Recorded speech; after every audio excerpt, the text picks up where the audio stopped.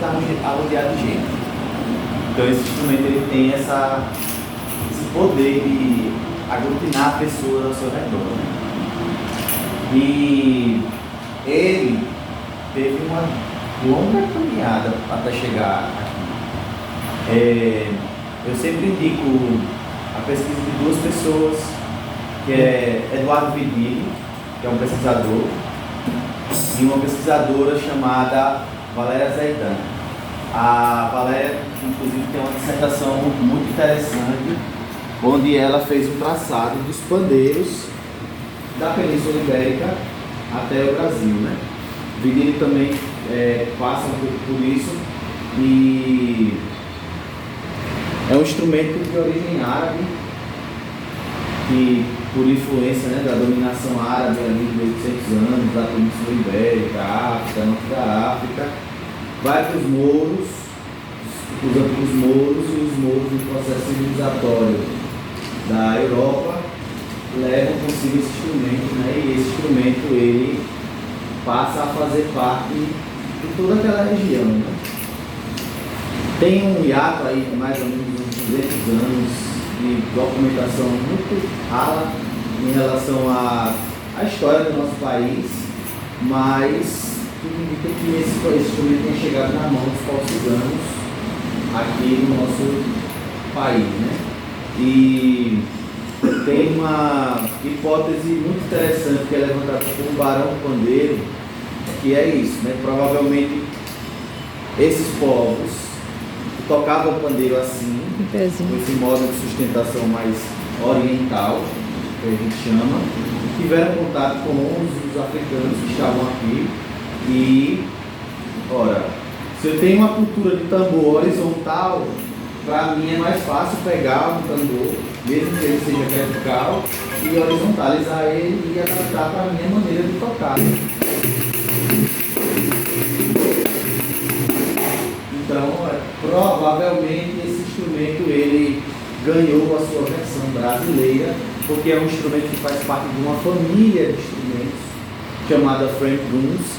São os tambores de moldura, aí entra o pique, entra o bendi, entra o adufe, entra o tamborello, o tamborini, e tem ele na China, tem várias versões desse instrumento, e aí a versão brasileira é o pandeiro, né?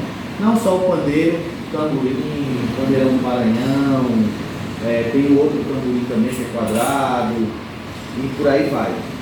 É uma grande família. Basicamente é um quadro, né? Uma moldura, né?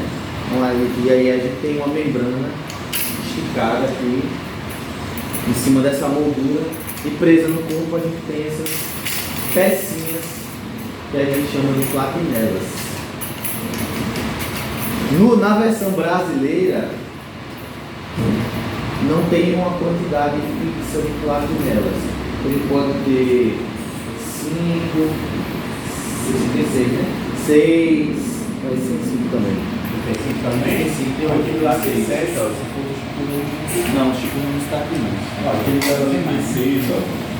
6. Esse aí tem 6. Tem alguns que tem 7 platinelas. A quantidade não tem muito um padrão, mas em geral, vou pegar esse outro aqui para mostrar para vocês.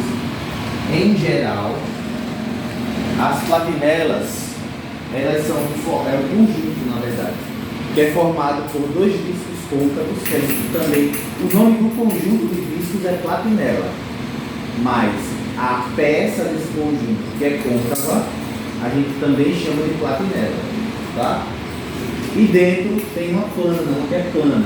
Esses industriais talvez não tenham, porque eles são feitos de uma formulação mais simples. Mas esses assim, eles já têm. Vai passando aí, vocês observarem que no meio tem uma terceira, tá vendo?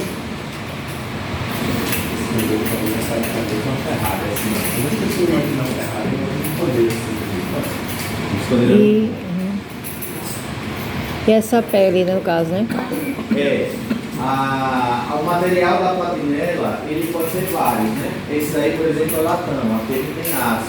Tem alguns que são feitos de bronze, cobre, alumínio, flandre, tem vários materiais com os quais tem platinela hoje que ela é diferente, ela é como um ganzá, sabe, fechadinha com bolinha dentro, e ela faz o barulho de ganzá. Isso. O corpo do pandeiro, ele pode ser de plástico, pode ser de madeira, eu já vi de metal, não é muito comum, né, porque é pesado, mas eu já vi pandeiro de alumínio, já vi pandeiro de inox, meu Deus, como faz pandeiro de inox? Pelo amor de Deus, pesadíssimo. Mas cara, aqui só depende, né? A pele, ela também tem vários materiais, sobretudo hoje em dia que a tecnologia evoluiu, então tem muitas alternativas de materiais, principalmente para transpor essa coisa da utilização da pele animal, né? Esse aqui, por exemplo, é pele animal. Esses industriais aí são pele de nylon, plástico. Tem alguns que eles vêm com uma tela de tecido misturada com plástico. Tem outros que é chamado pele sintética. Não sei como é que é isso, né? Fiber Skin da Remo, essas marcas aí. Alguns usam polipropileno. Enfim, hoje já tem muita tecnologia e muitas variedades diferentes de material para a membrana que é esticada sobre esse corpo, né? E essa membrana ela é esticada por esse conjunto de parafusos aqui. A gente tem a gente chama de canoa, que é presa ao corpo, e aí na canoa a gente tem um parafuso que ele é preso no aro, é um aro metálico, e ele tem uma portinha embaixo, né? Então a gente gira essa portinha, ela vai tensionar mais o parafuso e aí, por consequência, tensionar mais ou menos a pele, dependendo se a gente aperta ou folga. Legal? Isso seria a afinação. Tem que afinar. A afinação ela consiste nisso, a gente vai apertando e aí folgando ou apertando, né? Vai girando e aí vai folgando ou apertando. A grosso modo, essa é a estrutura do pandeiro. Tem alguns outros detalhes, por exemplo, aqui dentro tem outro aro por dentro da pele. Esses aí são dois, é um só de alumínio, né?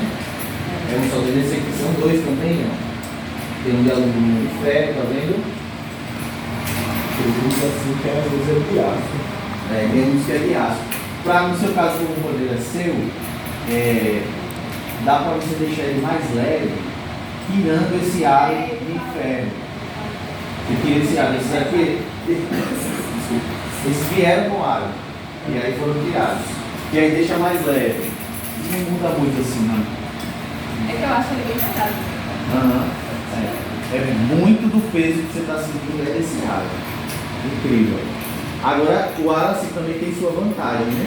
Ele distribui melhor a afinação. Então, o som fica mais fácil de afinar com esse aro aí. Mas, entre isso e peso, eu prefiro deixar o instrumento mais leve, e tocar pandeiro cansa mesmo, né? Apesar de ser um instrumento leve, a gente está exercendo força todo